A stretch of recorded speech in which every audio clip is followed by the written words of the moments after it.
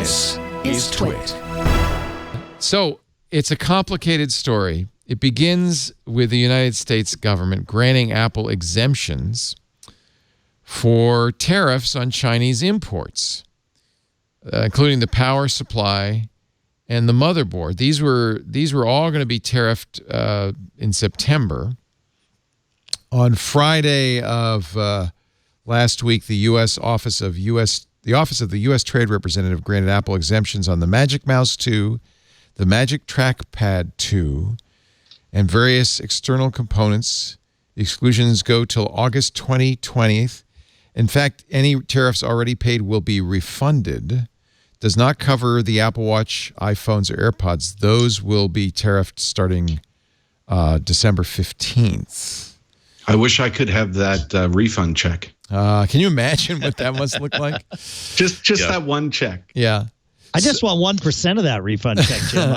You can have the other 99. I'm good. So really, immediately after that announcement, Apple says, oh, guess what? Now we can make the Mac Pro in Austin.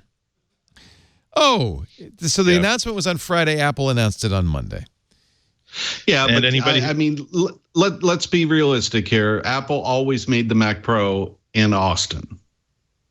That's a good point, although there was some question, and Apple was careful not to say where they were going to make it.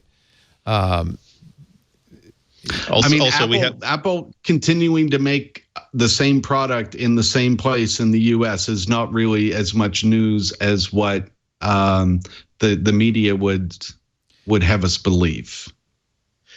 I think that they're trying to make a bit more out of it than what's actually there. Well, first of all, this cheese grater is nothing like the old Mac Pro. Let's be honest. In name only, is there any similarity whatsoever?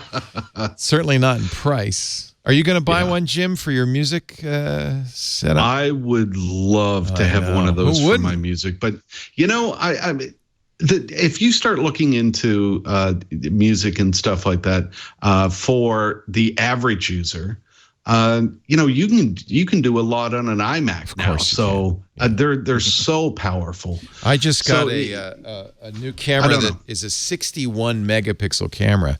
This thing chokes almost any device. I loaded up Lightroom, which is normally a pig, on the iMac Pro. It's no slower. It handles it, no problem. Easy peasy. So there's a lot of headroom on the existing iMac Pro.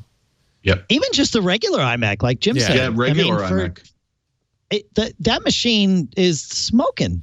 It is way more than most of us would need, even doing, especially like home stuff with music. I can't imagine that you'd really ever run into a problem with that. Even if you had a lot of plugins running and EQs and compression and all that, I think it's still...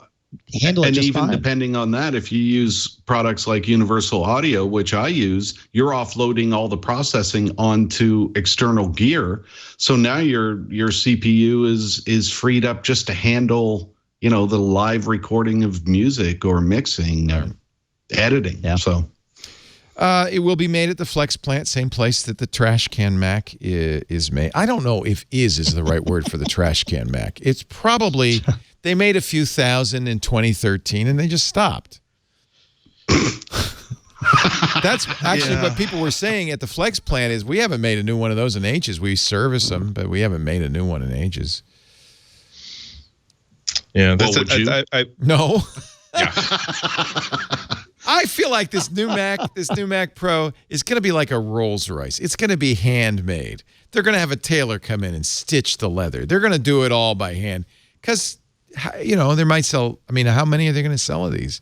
They're going to sell a lot of those, I think. You think it's starting at $6,000, and the one you want really is 20. This is the ultimate pro machine that pros have been waiting for. Yep. And you're going to get the movie studios, all of the music studios, the high-end scientific market. All of these people are going to go buy a new Mac Pro.